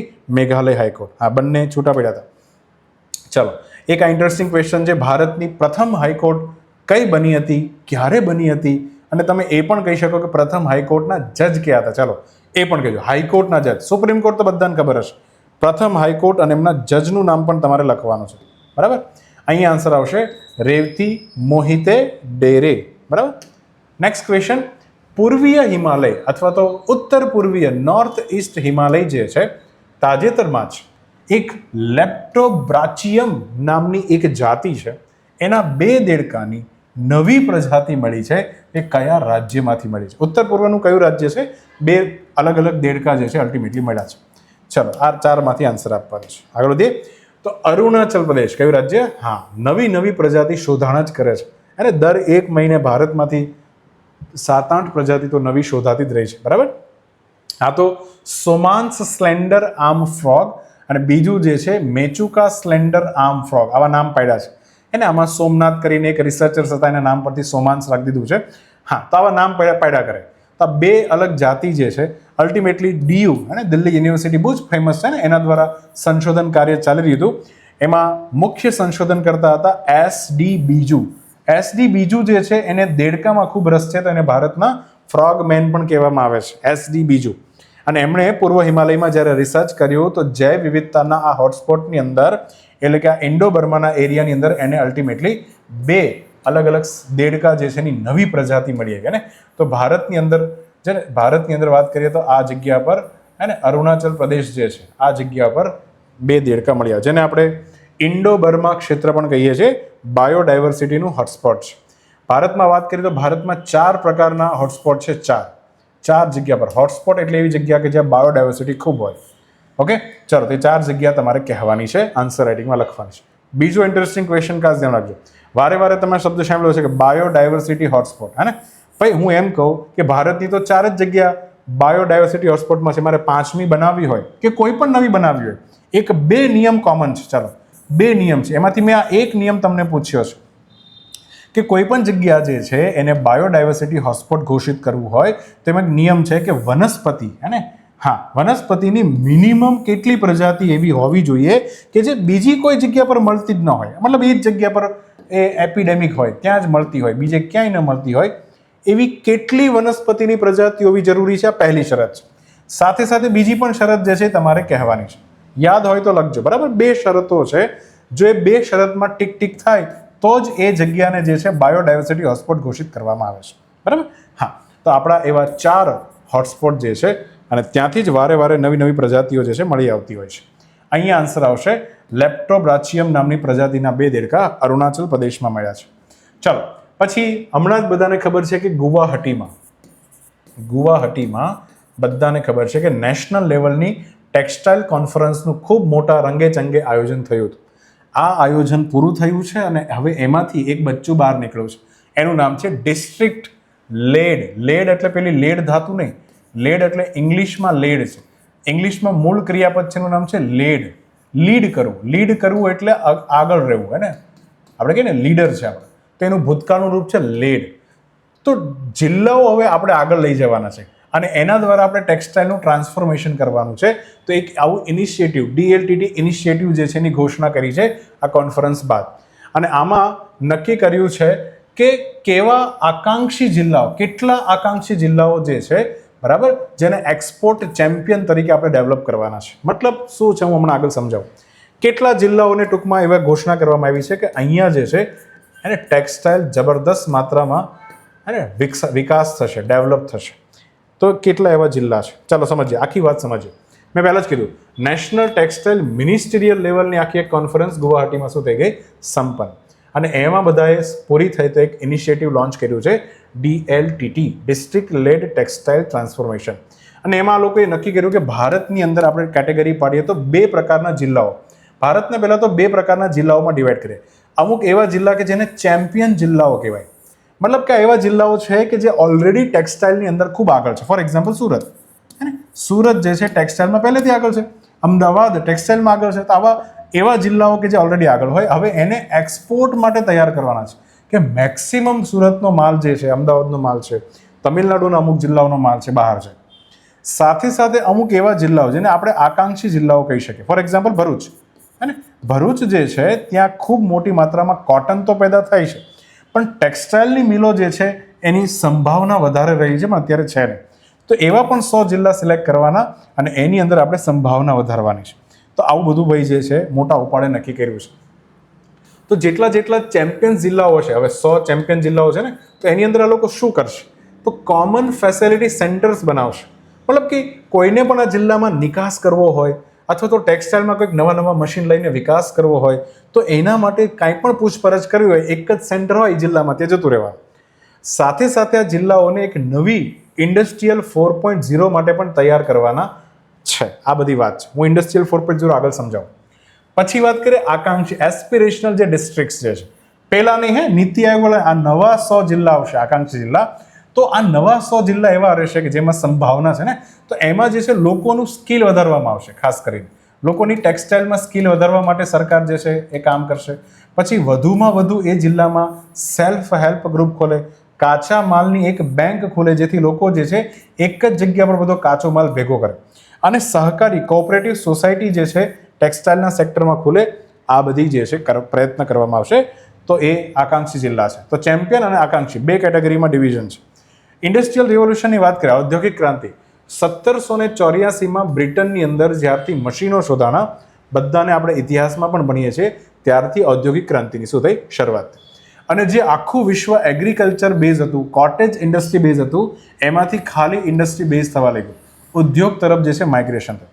ખાસ કરીને જેમ્સ વોટે જે વરાળ એન્જિનની શોધ કરી, અને વરાળ એન્જિનનો ઉપયોગ જે છે કાપડની મિલોમાં થયો, એ જ વરાળ એન્જિનનો ઉપયોગ રેલવેમાં થયો. તો કાપડની મિલોએ ખૂબ મોટી માત્રામાં કપડું બનાવ્યું અને આ કપડાને ટ્રાન્સપોર્ટ કરવાનું કામ જે છે એ રેલવેએ કર્યું, જેથી માલ સામાન એક જગ્યાએથી બીજી જગ્યાએ પહોંચવા લાગ્યો. અને બ્રિટન સહિત આસપાસના જગ્યાઓમાં ઘણા બધા કારખાનાઓનો શું થયો, વિકાસ થયો. અને આનાથી જ શહેરીકરણ જે છે એ ચાલુ થયું.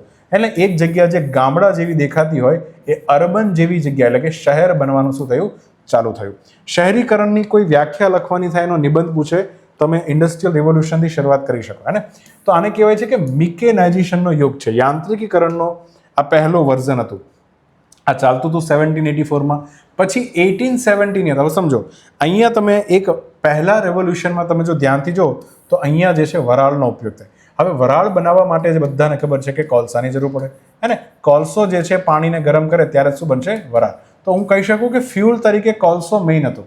હવે આગળ જઈને નક્કી થયું કે કોલસાનું સ્થાન લેશે વીજળી.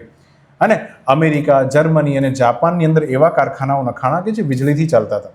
પછી સ્ટીલના કારખાના આવ્યા, કેમિકલની ફેક્ટરીઓ આવી. પછી ખાસ કરીને નવું ફીચર આવ્યું એસેમ્બલી લાઇન. મતલબ કે આ રીતના એક એસેમ્બલી લાઇન જતી હોય અને એની અંદર તમારે સતત જે છે કામ કરતું જ રહેવાનું. એટલે એક પ્રકારે તમે કહી શકો કે માસ પ્રોડક્શન થાય. કેવું? માસ પ્રોડક્શન થાય, મોટી માત્રામાં ઉત્પાદન થાય, હે ને. ઓટોમોબાઈલ સેક્ટરમાં એ સમયે એસેમ્બલી લાઈનો આવી હતી, હે ને. હા, ચીજ વસ્તુ એકદમ કેવી થઈ ગઈ હતી, સસ્તી, અને મોટા જે છે કારખાનાઓ બનવા લાગ્યા. આ હતું 2.0, હે ને, 1870માં ચાલુ થયું. પછી આવ્યું 3.0. આની અંદર મેઇન વસ્તુ છે કમ્પ્યુટર અને ઇલેક્ટ્રોનિક સાધનો. ડિજિટલ ક્રાંતિ એક પ્રકારે માણસોના હાથમાંથી જે છે કંટ્રોલ થોડો જવા લાગ્યો અને 1969 થી જ્યારથી સેમી કન્ડક્ટર આવવાના ચાલુ થયા, હે ને, સેમી કન્ડક્ટરે આ બધો જ ખેલ ઊંધો પાડી દીધો.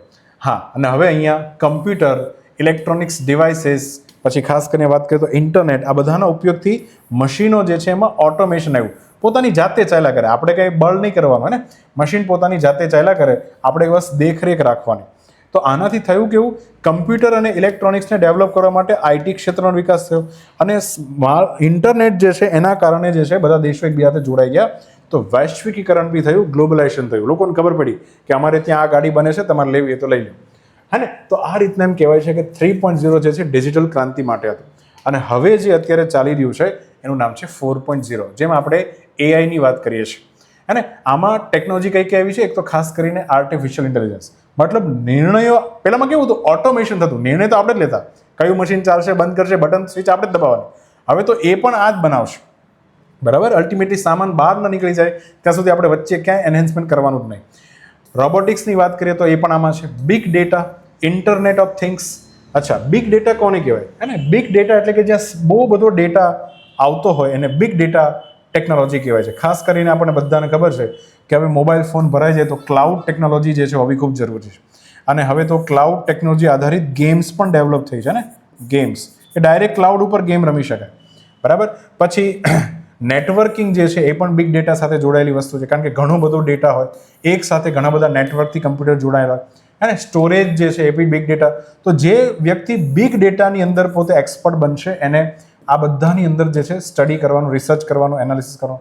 હું એક ઉદાહરણ આપું કે એક કંપની જે છે, ચાલો એક કંપની છે અને એ કંપનીના માલિકની ઈચ્છા છે, એને કંપની ખૂબ મોટી બનાવી દીધી છે. હવે કંપનીમાં એટલા બધા પેરામીટર્સ છે કે પોતે કન્ફ્યુઝ છે કે કંપનીનો પ્રોગ્રેસ આગળ વધારો હોય તો કઈ રીતના વધારો, હે ને. તો આટલો બધો ડેટા જે છે કે તમે સમજો કેટલી બધી વેરાયટીવાળી ચીજ વસ્તુનું ઉત્પાદન થતું હશે, કેટલા બધા કર્મચારી રહેતા હશે, બધાને એક સાથે એનાલાઇઝ કરવાની વાત ઇઝ વેરી ડિફિકલ્ટ.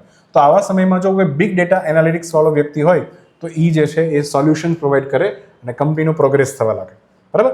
બીજું છે ઇન્ટરનેટ ઓફ થિંગ્સ, મતલબ કે અલ્ટિમેટલી ઇન્ટરનેટ દ્વારા જે છે બધા જ ડિવાઇસ જોડવામાં આવશે. આપણે જોતા કે જેવું હું ઘરની અંદર જાઉં એ પહેલાં જ ઓટોમેટિક દરવાજો ખોલી જાય, હે ને.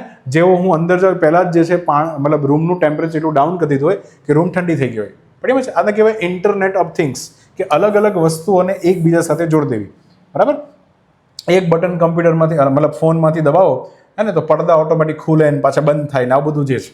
આને ઇન્ડસ્ટ્રીયલ રિવોલ્યુશન 4.0 કહેવામાં આવશે. આમાં ફેક્ટરીઓ ખૂબ સ્માર્ટ બનશે, નોકરીઓમાં પરિવર્તન આવશે, જૂની નોકરીઓ નહીં રહી, નવીન પ્રકારની નોકરીઓનું સર્જન થશે. તો આ રીતના તમને કહી શકો કે મિકેનાઇઝેશન, માસ પ્રોડક્શન, ઓટોમેશન અને હવે જે છે સ્માર્ટ જોબ ટ્રાન્સફોર્મેશન, આ રીતના જે છે 4 રિવોલ્યુશન થયા છે. ચોથું રિવોલ્યુશન અત્યારે ચાલી રહ્યું છે, બરાબર. ચાલો, બધાની વાત કરતા પહેલા એક વાત તો સમજવી પડે. કૃત્રિમ બુદ્ધિમત્તાની વાત કરીએ તો એનો પાયાનો વિચાર, મૂળભૂત વિચાર, એક પ્રશ્ન હતો કે કેન મશીન થિંક.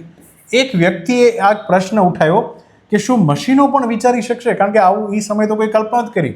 અને આ ભાઈ એ ભાઈ છે કે જેણે એક એવું મશીન બનાવ્યું હતું. પણ અરે હિટલર જે છે બેઝિકલી એ સમયે હિટલર જે છે એ પોતાના સૈનિકો અને પોતાના અધિકારીઓ સાથે વાતચીત કરવા માટે, કારણ કે એમના અધિકારીઓ તો બહુ દૂર દૂર દેશમાં તૈનાત હોય ને, તો પોતાનો મેસેજ પહોંચાડવા માટે એક મશીનનો યુઝ કરતો હતો અને મશીનનું નામ છે એનિગ્મા મશીન. કયું મશીન? એનિગ્મા.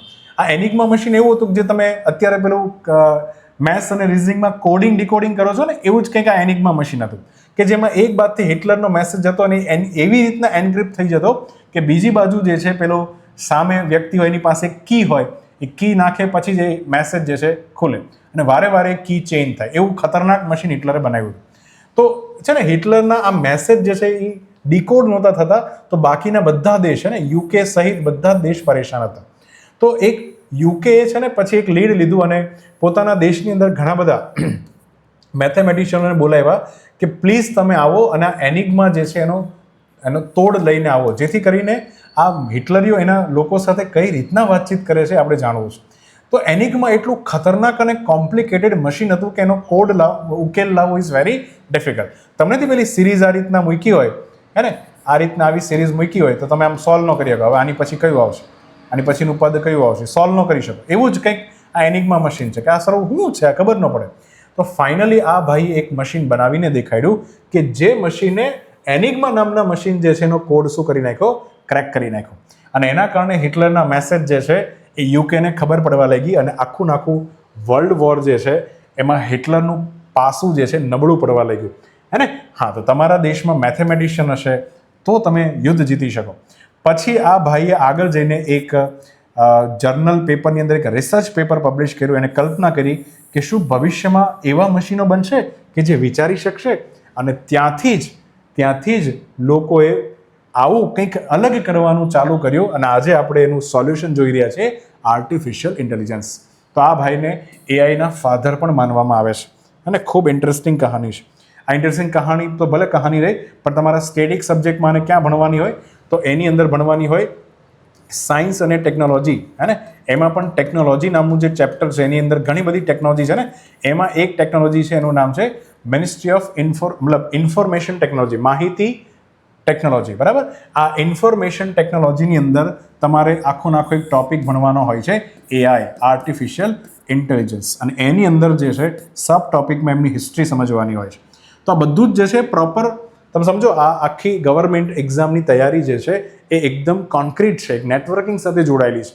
જ્યાં સુધી તમે આખું નેટવર્ક નહીં શોધી લો ત્યાં સુધી પાસ થવાના ચાન્સીસ જે છે દૂર રહે છે. બરાબર? અને વારે જો તમને આમ પ્રોપર ખબર હોય ને તો વારે જે છે તમે આ જ જગ્યા ઉપર જઈ અને આ ભાઈની હિસ્ટ્રી વાંચશો તો અહીંયા છે ને એક ઇફેક્ટ ક્રિએટ થઈને કહેવાય કમ્પાઉન્ડિંગ ઇફેક્ટ. હે ને? જે વાંચતા હોય એ વારે એક જ જગ્યા પર જઈને વાંચે, હે ને, તો એને યાદ રહે. કારણ કે પ્રોબ્લેમ શું છે, યુટ્યુબના વિડીયો અને લેક્ચર જોવામાં સમસ્યા ખાલી એટલી છે કે સાહેબના તો ખૂબ દીવાના થઈ જાય પણ એને યાદ કંઈ ના હોય. આ થોડું ચાલે. તો એક જ જગ્યા ઉપર તમારે વારે જવાનું છે તો કમ્પાઉન્ડિંગ ઇફેક્ટ ક્રિએટ થશે. હે ને? તો જે છે ચક્રવૃદ્ધિ વ્યાજ જેવું કંઈક થશે અને તો તમને જે છે યાદ રહેશે. ક્લિયર? યાદ રહેવું ઇઝ વેરી ઇમ્પોર્ટન્ટ. ચાલો, અહીંયા આન્સર આવશે 100 જિલ્લા જે છે એ બનાવવાના, આકાંક્ષી અને ચેમ્પિયન. ચાલો આગળ વધીએ. તાજેતરમાં આપણે પોતે જાતે વિકસાવેલું સુપર કોમ્પ્યુટિંગ સિસ્ટમનું નામ છે પરમ શક્તિ. એ કઈ સંસ્થાની અંદર લોન્ચ કરવામાં આવ્યું હતું? આ ચારમાંથી કઈ સંસ્થામાં પરમ શક્તિને અત્યારે મૂકવામાં આવ્યું છે? ચાલો જોઈએ. તો તાજેતરમાં આઈઆઈટી મદ્રાસ દ્વારા જે છે એ પરમ શક્તિ નામનું સુપર કોમ્પ્યુટર ડેવલપ કરવામાં આવ્યું છે. સ્વદેશી છે. આની ક્ષમતા 3.1 પેટા ફ્લોપ્સ એટલે આપણે વાત કરી હતી ફ્લોટિંગ ઓપરેશન પર સેકન્ડ. હા, તો એક પેટા એટલે કેટલું થાય? 1015 ઘાત. હે ને? તો 3.1 ગુણ્યા 1015 ઘાત જેટલા ઓપરેશન જે છે એક સાથે કરી શકે છે. આ જે છે સુપર કોમ્પ્યુટરની તાકાત છે. સાથે આ બધા જ કોમ્પ્યુટરને જોડવા માટે એક સર્વર હોય છે. તો અહીંયા પરમ શક્તિની અંદર સીડેક નામની આપણી જે સંસ્થા છે, centre for development of advance computing, એમના દ્વારા એક સર્વર બનાવવામાં આવ્યું છે, રુદ્રા સર્વર. આ રુદ્રા સર્વરથી અલ્ટિમેટલી આ બધા જ કોમ્પ્યુટર જે છે એને લાઇનમાં જોડી દીધા છે.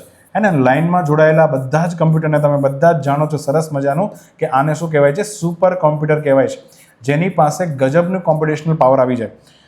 અચ્છા, કોના દ્વારા આ પરમ શક્તિ ડેવલપ? ઓબ્વિયસ વાત છે, ભારતમાં સુપર કોમ્પ્યુટર એક જ સંસ્થા ડેવલપ કરે છે, સીડેક, અને centre for development of advanced computing. તમે સમજો ખાલી, હે ને, તમે એક નાનું 1 ગીગા ફ્લોપનું તમારે પ્રોસેસર બનાવો તેની સાઇઝ આટલી જ હોય. પછી 32 ગીગા ફ્લોપ્સ હોય તેની સાઇઝ આટલી હોય. 2 ટેરા ફ્લોપ્સ હોય તો આટલું એક બોર્ડ બને. 16 ટેરા ફ્લોપ તો આખું એક ટાવર બને. પણ 1 પેટા ફ્લોપ્સ હોય તો આને કહેવાય બ્લુ જીન. મતલબ એક પ્રકાર પેલું ડીએનએમાં કેમ જીન હોય, બસ એમ ઘણા બધા સુપર કોમ્પ્યુટર જે છે લાઇનમાં ગોઠવાતા છે ત્યારે જઈને 1 પેટા ફ્લોપ્સ. તો એવી તો આપણી પાસે કેટલી છે? 3.1 છે. તો કેટલા બધા કમ્પ્યુટર જે છે હાઈ પાવર એને જોડવામાં આવ્યા છે. આ બધું હું કરવાનું? કારણ કે રિસર્ચ કરવામાં બહુ ફાયદો થાય. ખાસ કરીને એરોસ્પેસ એન્જિનિયરિંગ, કોઈ પ્લેન હોય ને પ્લેન, હા, એની બંને બાજુ અહીંયાથી પવન ફેંકવામાં આવે અને લેબોરેટરીની અંદર આ પ્લેનનું ટેસ્ટિંગ કરવામાં આવે કે શું આટલા પવનથી એનો આગળનો ભાગ જે છે એની પર કેટલું દબાણ પડે છે એનું માપવામાં આવે. હવે એમાં બહુ બધો ડેટા એક સાથે આવતો હોય તો સુપર કોમ્પ્યુટર હોય તો એનું એનાલિસિસ કરી શકે. મટીરિયલ સાયન્સની વાત છે, ક્લાઇમેટ મોડેલિંગની વાત કરીએ, આવા મોડેલ હોય ક્યાં ગરમી વધારે છે, તાપમાન વધારે છે.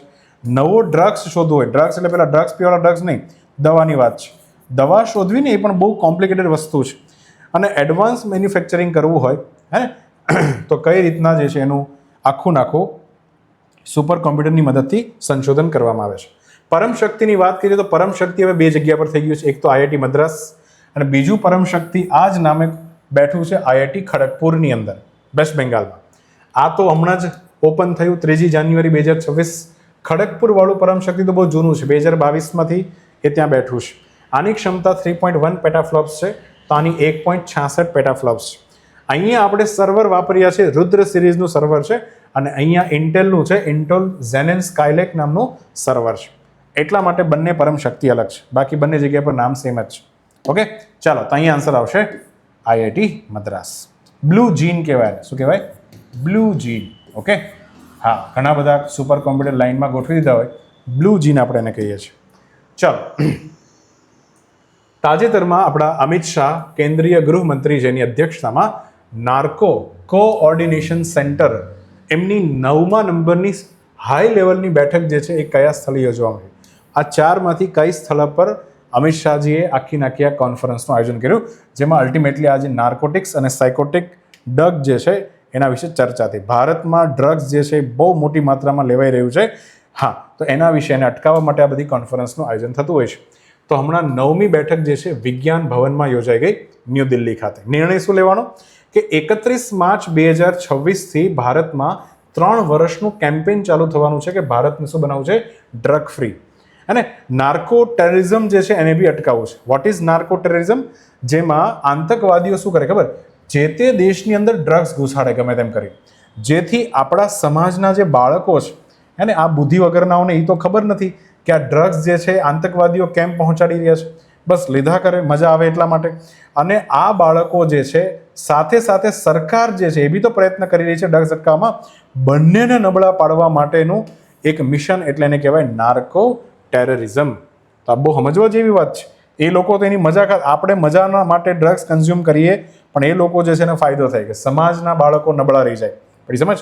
હા, ડ્રગ્સ લેતા થઈ જાય. અહીંયા કોન્ફરન્સની અંદર એ 3 મુદ્દાની એક સ્ટ્રેટેજિક રણનીતિ પણ બનાવાય. પહેલાં શું કર્યું ખબર? કે આપણે બધા ભેગા, મતલબ ભારતની અંદર સરકાર પહેલાં શું કામ કરશે? સપ્લાય ચેઇનમાં ઘટાડો કરશે કે ડ્રગ્સના ઉત્પાદકો સામે 0 ટોલરન્સ, કોઈ વસ્તુ સહન કરવામાં નહીં આવે. જો કોઈ જગ્યા પર દેખાણું, અને હવે તો સારું કેવું કે એપાર્ટમેન્ટમાં 14મા માળે ડ્રગ્સ ઉગાડતા હોય, બરાબર? તો આવા કોઈ વ્યક્તિ દેખાણા કે જે ડ્રગ્સ પેદા કરતા હશે તો એને બિલકુલ ચલાવી લેવામાં નહીં આવે. 0 ટોલરન્સ, એમાં કોઈ છટકબારી નહીં ચાલે. બીજું, માંગ ઘટાડવામાં આવે. ઘટાડવી પણ જરૂરી છે ને, કારણ કે આ ઉત્પાદકો ત્યારે માલ સામાન બનાવે જ્યારે સામે જે છે માલની ડિમાન્ડ હોય. તો એના માટે આપણે જબરદસ્ત જાગૃતિ, વ્યસન મુક્તિ કેમ્પેન આ બધું ચલાવશું, જેથી ડિમાન્ડ જ ઓછી થઈ જાય. તો ઉત્પાદકો શું તંબુરો બનાવવાના? પછી નુકસાનમાં, હવે નુકસાન થઈ જાય તો શું કરવાનું?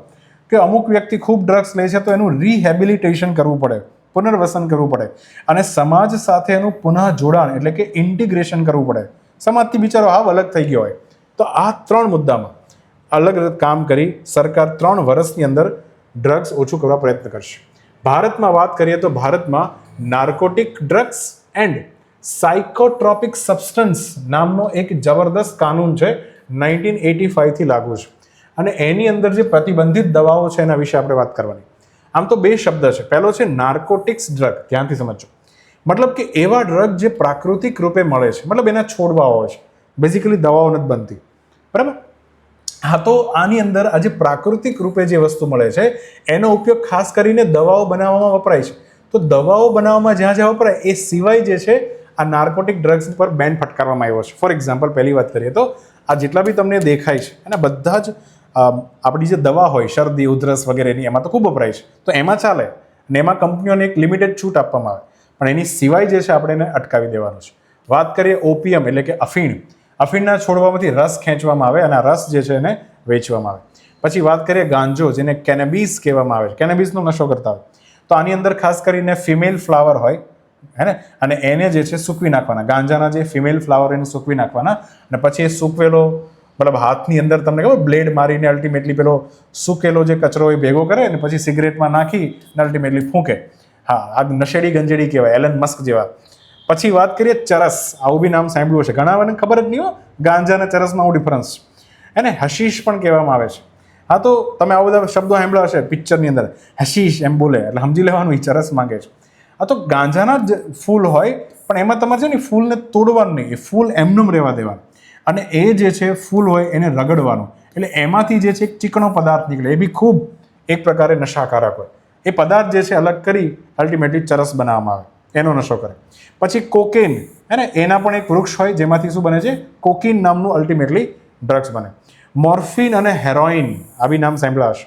આ તો અફીણ કરતાં પણ વધુ શું છે, નશાકારક. પછી કોડેઇનની વાત કરીએ, કોડીન નામનું પણ એક છોડ આવે છે. બેઝિકલી એની મદદથી શરદી ખાંસીની દવામાં એને નાખવામાં આવે, અને જેથી શરદી ખાંસીની દવા ન થાય. પણ ઘણા લોકોને છે ને આનો પણ નશો હોય. ઘણા તો એવા બી મેં જોયા છે કે જો રાત્રે ઊંઘ ન આવતી હોય તો શરદી ખાંસીની દવા જે છે 2 ઘૂંટ મારી જાય, લે, અને પછી ઊંઘી જાય. બરાબર, આ બધા નશા છે ભાઈ, અને નશા ઉપર બેન ફટકારવામાં આવ્યો છે. તો આ બધા થઈ ગયા નાર્કોટિક્સ. હવે વાત કરીએ સાયકોટ્રોપિક, હે ને, જે તમારી સાયકોલોજીને ઊભી રાખી દે, એવા રસાયણો જે આપણા બ્રેઇનમાં ઘૂસે અને આપણી કાર્યપ્રણાલીને ધીમી કરી નાખે. કારણ કે લોકોને છે ને જીવનમાં ટેન્શન છે, અને ટેન્શન છે, પ્રોબ્લેમ છે, સમસ્યાઓ છે. અને સમસ્યા શું કરવા છે? કારણ કે વિચાર આવે છે, અને વિચાર જે આવ્યા કરે છે સતત, એ વિચારને બંધ કરવા હોય તેના માટે કેમિકલ ઠુસાર દેવાનું. તો એક કેમિકલનું નામ છે LSD, જે મગજની અંદર હેલ્યુસિનેશન પેદા કરે. હેલ્યુસિનેશન એટલે ભ્રમ પેદા કરે, જે ન હોય એ દેખાય.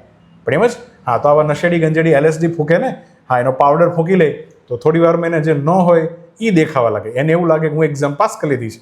પછી MDMA, હે, તો આ XST નામની જે ડ્રગ્સ આવે છે, પાર્ટીઓમાં ખૂબ એની ટીકડીઓ વેચવામાં, એક પ્રકારની સિન્થેટિક ડ્રગ છે. MDMA લાવ્યો કે નહીં એવું પૂછે પાછા, બરાબર. પછી મેથાક્વાલોન કરીને છે, એ પણ એક સિન્થેટિક ડ્રગ છે.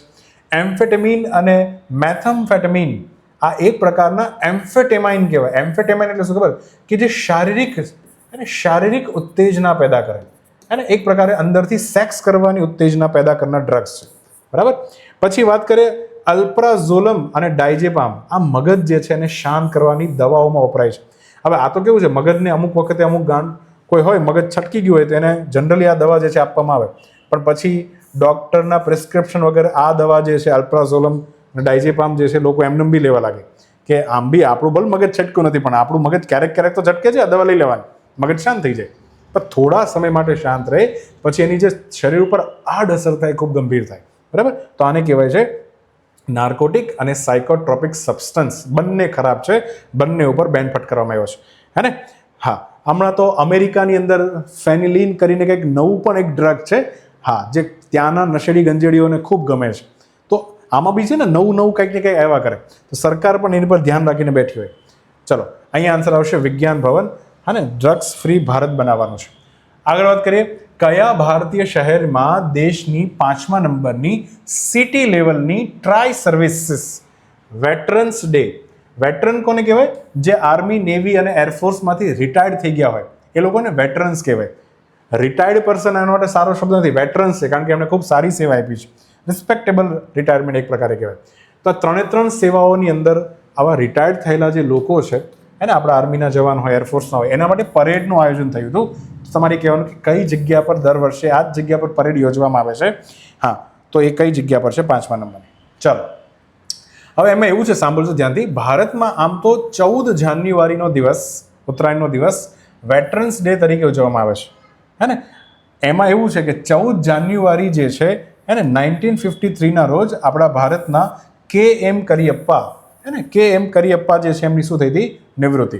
અને આ એ જ વ્યક્તિ છે કે જે સ્વતંત્રતા પછી ભારતીય સેનાના પ્રથમ કમાન્ડર ઇન ચીફ પણ બન્યા હતા. તો 14 જાન્યુઆરી, કારણ કે રિટાયર્ડ થયા હતા, તો એમની યાદમાં વેટરન્સ ડે પણ ઉજવવામાં આવે છે. અને આ દિવસ જ્યારે 14 દિવસ હોય, તારીખ હોય ને, એની પહેલા આગળના દિવસે મુંબઈની અંદર try service veteran day parade યોજાય. અને પરેડ એટલે બધા લોકો એક સાથે ચાલે, આ વેટરન્સ જે છે એમનું સન્માન માટે બધા ભેગા થાય. તો કારણ કે કરિયપ્પા નિવૃત્ત થયા હતા, તો એ દિવસની યાદમાં આપણે દિવસ ઉજવીએ છીએ. KM કરિયપ્પાની વાત કરીએ તો એનું પૂરું નામ જે છે કોદાન રેડા મડાપ્પા કરિયપ્પા. કર્ણાટકના કુર્ગમાં 28 જાન્યુઆરી 1899માં એમનો જન્મ છે. આ ખૂબ જ એમણે જે લેગેસી આપણા ભારતને, વારસો એટલે અહીંયા તો ખરેખર લેગેસી વર્ડ છે. તો એમણે બહુ પ્રોફેશનલ આર્મી જે છે એનું નિર્માણ કર્યું. ખાસ કરીને એવી આર્મી બનાવવાની જરૂર હતી. જો આજે આપણે ખૂબ આભારી છીએ કે આપણી આર્મીમાં પોલિટિક્સ નથી. બાકી જાઓ પાકિસ્તાનમાં, ખબર પડે આર્મીની અંદર ગંભીર પ્રકારનું રાજકારણ રમાતું હોય. અરે, તો પ્રધાનમંત્રી કોણ બનશે આર્મીવાળા નક્કી કરતા હોય. આ બાજુ તમે થાઈલેન્ડ નામની જગ્યા પર જો, ત્યાં પણ મિલિટરી કૂપ થયું, બરાબર. ત્યાંના પ્રધાનમંત્રી કે રાષ્ટ્રપતિને બી એને જેલમાં ઠૂસ દેવામાં આવ્યા છે. સેના જે છે પોલિટિક્સનું કામ કરશે તો દેશને કોણ બચાવશે? તો અહીંયા વાત એ છે કે નોન પોલિટિકલ અથવા તો નોન તો શબ્દ નહીં, અપોલિટિકલ શબ્દ છે ઇંગ્લિશમાં, અપોલિટિકલ કે જેમાં રાજકારણ ન હોય ને એવા સેનાના શિલ્પી છે. એમને કયા યુદ્ધમાં ભાગ લીધેલો? તો 1947 થી 48માં, મતલબ જેવું ભારત આઝાદ થયું અને બધાને ખબર છે કે ડિસેમ્બર મહિનામાં પાકિસ્તાને ભારત ઉપર અટેક કરી દીધો 47ના જ વર્ષમાં, હે ને, કારણ કે કાશ્મીર જોતું હતું. અને અહીંયા જે ભારત પાકિસ્તાન વચ્ચે યુદ્ધ ખેલાણું એની અંદર એમની મહત્વની ભૂમિકા રહી હતી.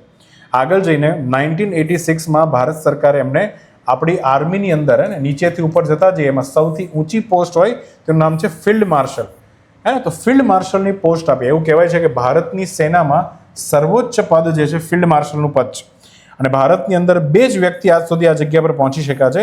એક તો સામ માણેકશો, જેને પેલા 1971ના વોરની અંદર અગત્યની ભૂમિકા નિભાવી હતી, અને આપણા KM કરિયપ્પા. ક્લિયર? KM કરિયપ્પાનું બહુ જ મહત્વનું વાક્ય આ પણ તમે મેઇન્સ આન્સર રાઇટિંગમાં લખી શકો કે આપણા દેશની આર્મી જે છે એને હંમેશા મસ્ટ રિમેઇન અપોલિટિકલ, એને રાજનીતિથી દૂર રાખવું જોઈએ અને એને હંમેશા બંધારણને વફાદાર રાખવી જોઈએ.